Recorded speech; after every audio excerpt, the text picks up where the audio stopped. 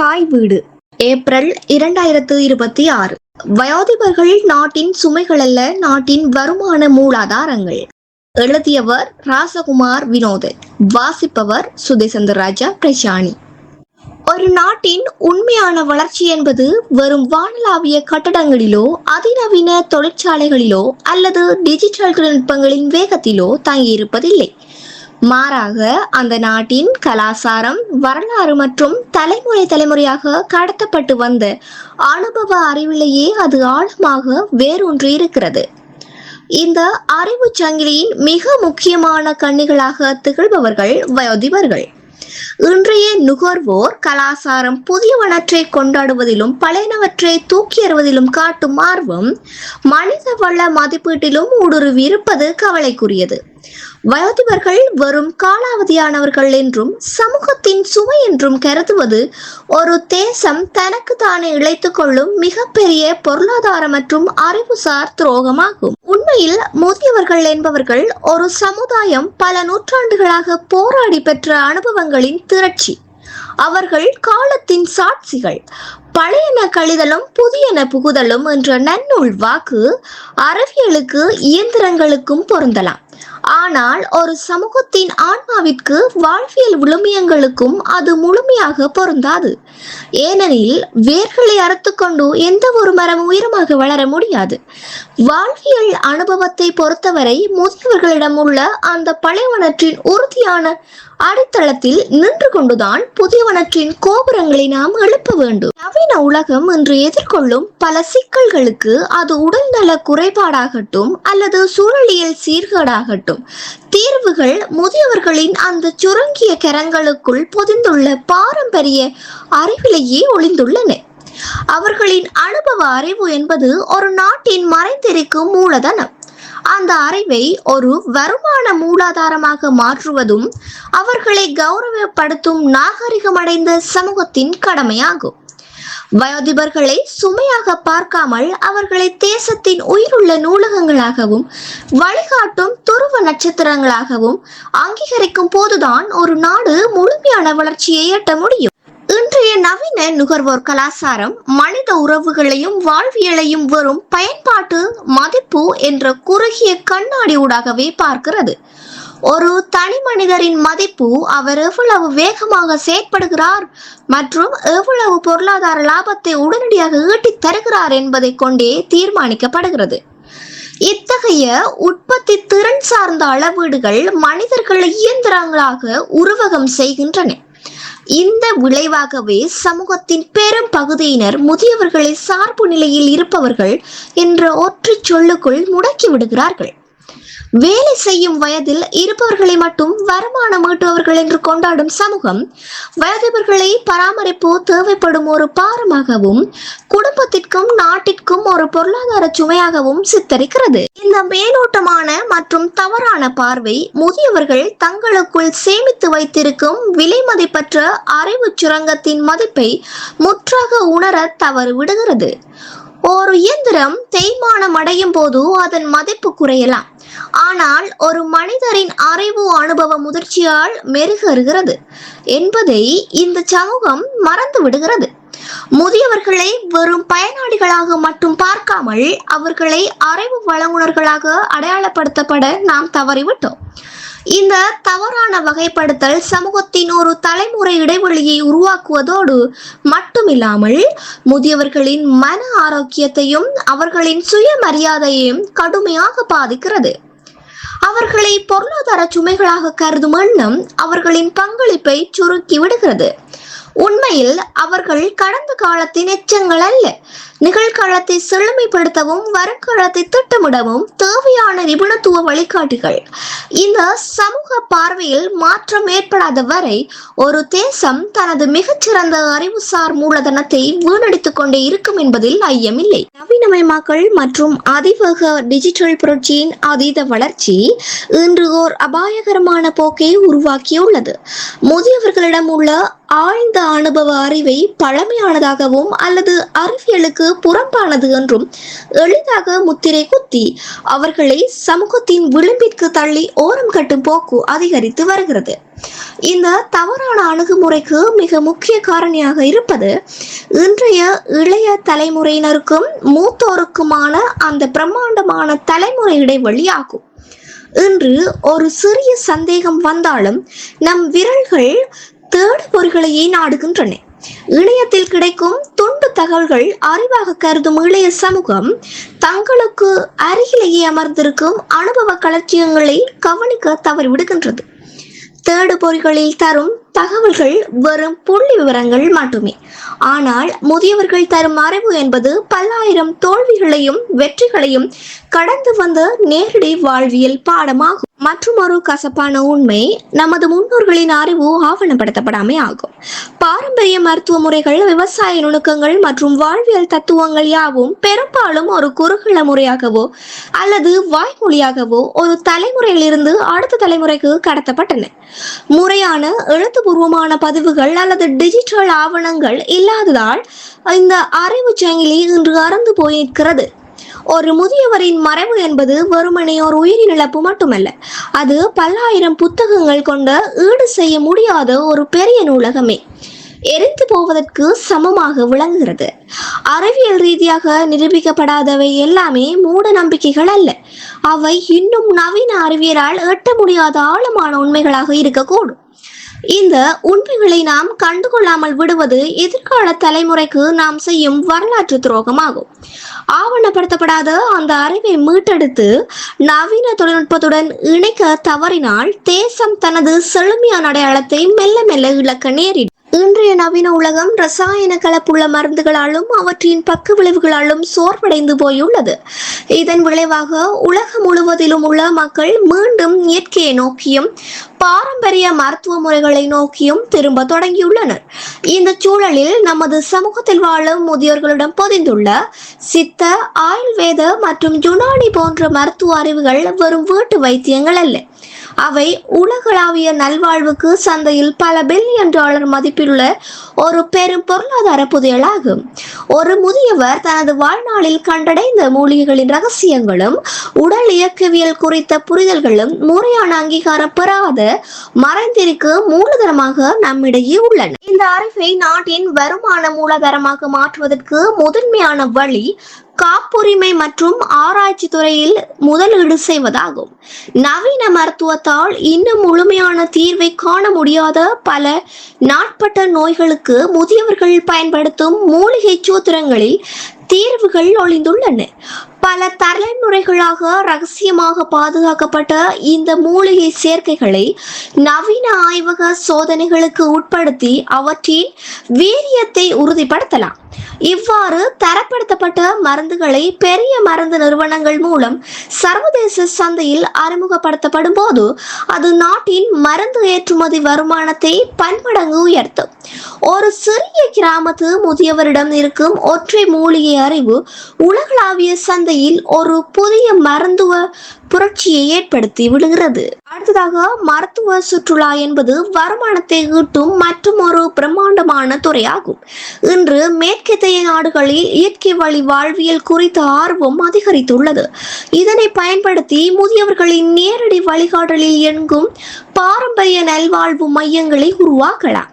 நம் ஊர்களில் பிரபலியமான பாட்டி வைத்தியம், வர்ம கலைகள், பாரம்பரிய ஒத்தடம், நஞ்சறுக்கு முறைகள் மற்றும் எண்ணெய் மஜாஜ் முறைகளை உள்ளடக்கிய இமயங்கள் வெளிநாட்டு பயணிகளை பெருமளவில் ஈர்க்கும். இம்மையங்கள் முதியவர்களை வெறும் தொழிலாளர்களாக அன்றி தலைமை மருத்துவ ஆலோசகர்களாக நியமிக்கலாம். அவர்களின் மேற்பார்வையில் இளம் தலைமுறையினர் இப்பணிகளை செய்யும் போது அனுபவமும் நவீன வசதிகளும் இணைந்த தரமான சேவையை வழங்க முடியும். மேலும் இந்த பாரம்பரிய மருத்துவ அறிவு என்பது வரும் மருந்துகளுடன் நின்று விடாமல் தடுப்பு மருந்து என்ற கோணத்திலும் பொருளாதார வலுவை வழங்குகிறது. ஒரு சமூகம் நோயற்றதாக இருக்கும் போது அரசாங்கம் சுகாதாரத்துறைக்காக செலவிடும் பெரும் தொகை மிச்சமாகிறது. முதியவர்கள் கற்றுக் கொடுக்கும் உணவு முறைகளும் மூலிகை பயன்பாடுகளும் மக்களின் நோய் எதிர்ப்பு சக்தியை அதிகரித்து தேசத்தின் மனித வளத்தை பாதுகாக்கிறது. சுருக்கமாக சொன்னால், முதியவர்கள் மருத்துவ அறிவை ஆவணப்படுத்தி அதை தொழில் முனைவோடு இணைப்பதன் மூலம் ஒரு நாடு தனது பாரம்பரியத்தை சர்வதேச வர்த்தக முத்திரையாக மாற்றி நிலையான பொருளாதார வளர்ச்சியை எட்ட முடியும். உணவே மருந்து, மருந்தே உணவு எனும் உயரிய தத்துவத்தை வெறும் வாசகமாக அன்றி வாழ்வியலாக கடைபிடித்தவர்கள் எமது முதியவர்கள். இன்றைய இயந்திரமயமான உலகில் துரித உணவுகளின் ஆதிக்கத்தால் மனித சமூகம் பல்வேறு உடல்நல சிக்கல்களுக்கு முகம் கொடுத்து வரும் வேளையில் முதியவர்களிடம் பொதிந்துள்ள உணவு சார்ந்த அறிவு ஒரு தேசத்தின் பொருளாதார மீட்சிக்கான திறவுகோலாக திகழ்கிறது. நவீன ஊட்டச்சத்து நிபுணர்கள் இன்று முன்மொழியும் பல ஆரோக்கிய கோட்பாடுகளை நமது பாட்டிமார்கள் தங்களின் சமையலர்களில் பல தசாப்தங்களுக்கு முன்னரே நடைமுறைப்படுத்தியுள்ளனர். இந்த அறிவை வரும் சமையல் கலையாக மட்டும் பார்க்காமல் ஓர் உணவு பொருளாதாரமாக மாற்ற வேண்டிய தருணம் இது. முதலாவதாக, முதியவர்களின் வழிகாட்டலில் சிறுதானியங்கள் மற்றும் பாரம்பரிய உணவு முறைகளை மீட்டெடுப்பது ஒரு மிகப்பெரிய வருமான வழியாகும். இன்றைய உலக சந்தையில் ஆர்கானிக் மற்றும் குளூட்டன் அற்ற உணவுகளுக்கு அதிக தேவை ஏற்பட்டுள்ளது. முதியவர்கள் நன்கு அறிந்த கம்பு, கேழ்வரகு, சாமை போன்ற சிறுதானியங்களின் சாகுபடி முறைகள் மற்றும் அவற்றை சுவை குன்றாமல் சமைக்கும் பக்குவங்கள் இன்று பெரும் வணிக மதிப்பை பெற்றுள்ளன. முதியவர்களை உணவு ஆலோசகர்களாக கொண்டு பாரம்பரிய உணவகங்களை உருவாக்குவதன் மூலமும் பதப்படுத்தப்பட பாரம்பரிய உணவு பொதிகளை உலகளாவிய ரீதியில் சந்தைப்படுத்துவதன் மூலமும் நாட்டின் ஏற்றுமதி வருமானத்தை பெருக்கிக் கொள்ள முடியும். இது துரித உணவுகளால் ஏற்படும் வாழ்க்கை முறை நோய்களுக்கான ஒரு மாற்றீடாக அமைவதோடு ஆரோக்கியமான மனித வளத்தை நாட்டிற்கு வழங்குகிறது. இரண்டாவதாக, முதியவர்களிடம் உள்ள பாரம்பரிய உணவு பாதுகாப்பு தொழில்நுட்பம் என்பது ஒரு தனித்துவமான அறிவு சொத்தாகும். இன்றைய உணவு துறையில் ரசாயன பாதுகாப்பிகள் மற்றும் அச்சத்தை ஏற்படுத்தி வருகின்றன.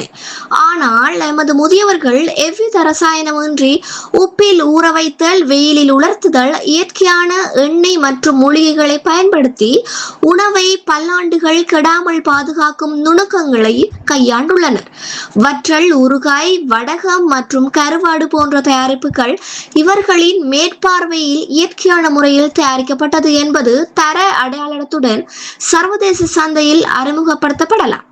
இது நுகர்வோருக்கு பாதுகாப்பான உணவை உறுதி செய்வதுடன் உள்ளூர் சிறுதொழில் முனைவோருக்கு மிகப்பெரிய லாபகரமான சந்தையை திறந்து விடும். மேலும் இந்த உணவு சார்ந்த அறிவு என்பது கலாசார சுற்றுலாவையும் ஊக்கப்படுத்துகிறது. ஒரு குறிப்பிட்ட பிரதேசத்தின் தனித்துவமான சுவைகளை தேடி வரும் பயணிகளுக்கு முதியவர்கள் மூலம் அசல் சுவையை வழங்குவது நாட்டின் சுற்றுலா வருவாயை அதிகரிக்கும். இவ்வாறு முதியவர்களின் உணவு அறிவை நவீன சந்தைப்படுத்தல் உத்திகளுடன் இணைப்பதன் மூலம் ஒரு நாடு தனது பாரம்பரிய உணவுகளை சர்வதேச பிராண்டுகளாக மாற்றி மிகப்பெரிய அந்நிய செலவாணியை ஈட்ட முடியும். சுருக்கமாக சொன்னால், முதியவர்களின் சமையலறை ரகசியங்கள் என்பவை ஒரு தேசத்தின் பொருளாதாரத்தை ஆரோக்கியமான பாதையில் கொண்டு செல்லும் உந்து சக்திகளாகும். ஒரு நாட்டின் ஆன்மா அதன் கலைகளிலும் பண்பாட்டு விழுமியங்களிலுமே குடிகொண்டுள்ளது. இன்று நாம் நவீன தொழில்நுட்பங்களை நோக்கி ஓடிக்கொண்டிருந்தாலும் மனித குலம் தனது வேர்களை தேடி மீண்டும் கலைமரபுகளை நோக்கி திரும்ப தொடங்கியுள்ளது.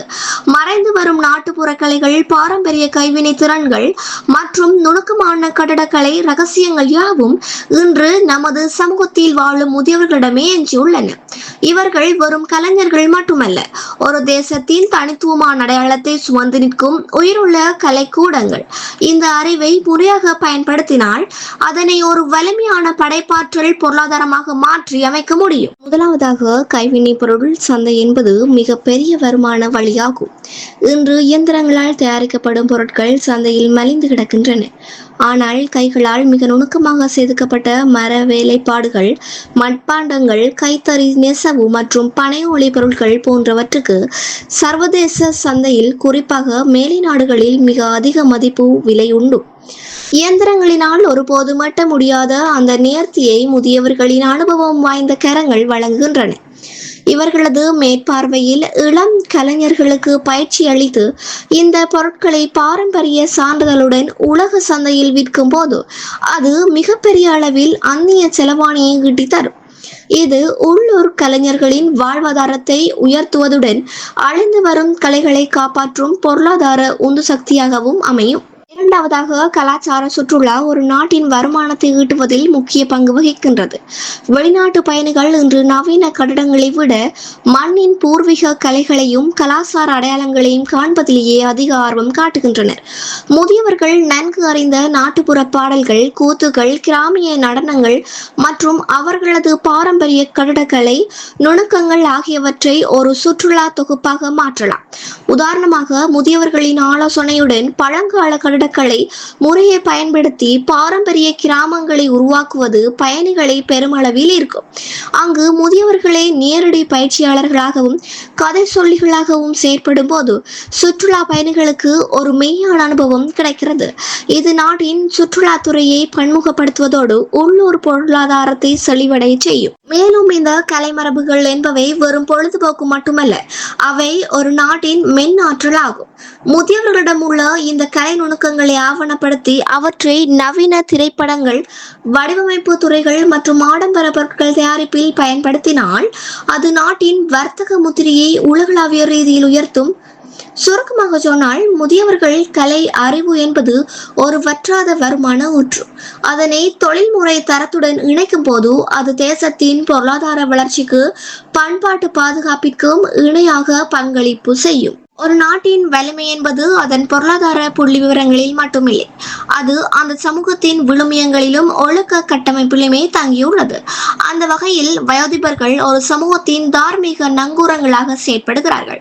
ஒரு கப்பல் அலையடிக்கப்படும் போது அதை நிலைநிறுத்த நங்கூரம் எவ்வளவு அவசியமோ அதுபோலவேதான் நவீன உலகின் வேகமான மாற்றங்கள் மற்றும் கலாச்சார சிதைவுகளுக்கு மத்தியில் ஒரு சமுதாயம் தனது தடம் மாறாமல் இருக்க முதியவர்கள் அவசியமாகிறார்கள். அவர்கள் பொருளாதார ரீதியாக நேரடியாக பங்களிக்காவிட்டாலும் ஒரு நாடு அமைதியாகவும் சீராகவும் இயங்குவதற்கு தேவையான சமூக மூலதனத்தை அவர்கள் வழங்குகிறார்கள். ஒரு குடும்ப கட்டமைப்பில் முதியவர்கள் இருக்கும் போது அங்கு கலாச்சார விழுமியங்களுக்கும் அறநெறிகளுக்கும் இயல்பாகவே அடுத்த தலைமுறைகளுக்கு கடத்தப்படும் வாய்ப்பு ஏற்படுகிறது.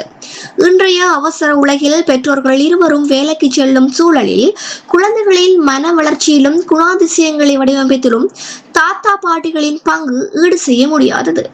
அவர்கள் சொல்லும் கதைகளும் புகட்டும் வாழ்வியல் பாடங்களும் வரும் பொழுதுபோக்கு அல்ல, அவை ஒரு நேர்மையான மற்றும் பொறுப்புள்ள பிரஜையை உருவாக்குவதற்கான அத்திவாரங்கள். இத்தகைய வலுவான குடும்ப கட்டமைப்பானது இளைஞர்கள் தவறான கதைகளில் செல்வதை தடுத்து ஓர் அமைதியான மற்றும் குற்றங்களற்ற சமூகத்தை உருவாக்க மறைமுகமாக உதவுகிறது. சமூக அமைதிக்கும் பொருளாதார வளர்ச்சிக்கும் இடையே ஒரு நேரடி தொடர்பு உண்டு. எந்த ஒரு நாட்டின் குற்றங்கள் குறைவாகவும் சமூக பாதுகாப்பு அதிகமாகவும் இருக்கின்றதோ அங்குதான் சர்வதேச முதலீடுகளும் பொருளாதார ஸ்திரத்தன்மையும் சாத்தியமாகும். முதியவர்கள் தங்கள் அனுபவ வளர்ச்சியால் சமூகத்தில் ஏற்படும் பிணக்குகளை தீர்த்து வைக்கும் சமாதான தூதுவர்களாக விளங்குகிறார்கள். கிராமிய கூட்டங்கள் முதல் குடும்பங்கள், பஞ்சாயத்துகள் வரை அவர்களின் சொல்லுக்கு இருக்கும் மதிப்பு பல சட்ட சிக்கல்களையும் சமூக விரிசல்களையும் தவிர்க்க உதவுகிறது. இந்த அமைதியான சூழல் ஒரு தேசத்தின் உற்பத்தி திறனை உயர்த்துவதோடு சட்ட ஒழுங்கை நிலைநாட அரசாங்கம் செலவிடும் பெரும் தொகையை மிச்சப்படுத்துகிறது. முதியவர்கள் ஒரு நாட்டின் மனநல பாதுகாப்பாளர்களாகவும் திகழ்கிறார்கள். நவீன காலத்தில் இளைய தலைமுறைகளை எதிர்கொள்ளும் மன அழுத்தம், தோல்வி, பயம் மற்றும் தனிமை போன்ற உணர்வுகளுக்கு முதியவர்களின் ஆறுதலான சொற்களும் அவர்களின் வாழ்நாள் அனுபவங்களும் மிகச்சிறந்த மருந்தாகின்றன. இதுவும் கடந்து போகும் என்ற அவர்களின் நிதானம் ஒரு சமூகத்தின் ஒட்டுமொத்த மன உறுதியை அதிகரிக்கிறது. இறுதியாக, வயோதிபர்கள் என்பவர்கள் வெறும் கடந்த காலத்தின் சாட்சிகள் அல்ல, அவர்கள் நிகழ்காலத்தின் ஒழுக்க சீர்குலைவை தடுக்கும் வேலிகள். அவர்களை போற்றுவது என்பது ஒரு நாடு தனது பாதுகாப்பான மற்றும் செழிப்பான எதிர்காலத்தை உறுதி செய்வதாகும். வயோதிபர்களை ஒரு நாட்டின் சுமை என்று கருதுவது ஒரு மரத்தின் வேர்களை அது மண்ணிற்கு பாரமாக இருக்கிறது என்று எண்ணுவதற்கு ஒப்பானது. வேர்கள் வெளியே தெரிவதில்லை என்பதற்காக அவற்றின் முக்கியத்துவத்தை நாம் மறந்துவிடக் கூடாது. அந்த வேர்களை தான் மரத்தின் கிளைகளையும் நிலைகளையும் கனிகளையும் தாங்கி நிற்கின்றன. இக்கட்டுரையிலூடாக நாம் கண்டது போல முதியவர்களிடம் பொதிந்துள்ள மருத்துவ அறிவு, உணவு, மரபு மற்றும் கலை திறன்கள் என்பவற்றை வெறும் கடந்த கால நினைவுகள் அல்ல. அவை நாட்டின் வருமானத்தை பன்மடங்கு உயிருள்ள பொருளாதார மூலதனங்கள் ஆகும். நவீன தொழில்நுட்பத்தின் வேகமும் முதியவர்களின் அனுபவ முதிர்ச்சியும் இணையும் புள்ளியில் தான் ஒரு தேசத்தின் உண்மையான முன்னேற்றம் ஒளிந்திருக்கிறது. அறிவியல் என்பது எதை கண்டுபிடிப்பது என்று சொல்லிக் கொடுக்கலாம். ஆனால் அந்த கண்டுபிடிப்பை இதற்காக எப்படி பயன்படுத்த வேண்டும் என்ற அறத்தை முதியவர்களின் அனுபவமே கற்றுக் கொடுக்கிறது. அவர்களின் அறிவை ஆவணப்படுத்துவது, அதனை நவீன சந்தைப்படுத்துதல் உத்திகளுடன் இணைப்பதும் வெறும் பொருளாதார தேவை மட்டுமல்ல, அது நமது கலாச்சார அடையாளத்தை பாதுகாக்கும் ஒரு வரலாற்று பொறுப்பாகும். இறுதியாக, வயோதிபர்களை வருமான மூலதனங்களாக பார்ப்பது என்பது அவர்களை வெறும் இயந்திரங்களாக மாற்றுவதல்ல, மாறாக அவர்களுக்கு தகுதியான கௌரவத்தையும் அங்கீகாரத்தையும் சமூக பங்களிப்பையும் மீண்டும் வழங்குவதாகும். ஒரு சமூகம் தனது மூத்தோரை எவ்வாறு நடத்துகிறது என்பதை கொண்டே அந்த சமூகத்தின் நாகரிகம் அளவிடப்படுகிறது. முதியவர்களின் நரைத்த முடிகளுக்கு பின்னால் இருக்கும் அறிவின் வெளிச்சம் தேசத்தின் பொருளாதார இருளை போக்கும் வல்லமை கொண்டது. அவர்களின் அனுபவங்களை அறுவடை செய்வோம். அதன் மூலம் ஒரு செழிப்பான, அமைதியான மற்றும் தன்னிறைவு பெற்ற தேசத்தை கட்டியெழுப்புவோம். வயோதிபர்கள் தேசத்தின் முதிர்ந்த கனிகள். அவற்றை சரியாக பயன்படுத்தினால் தேசம் முழுமைக்கும் இனிப்பு நிச்சயம். நன்றி.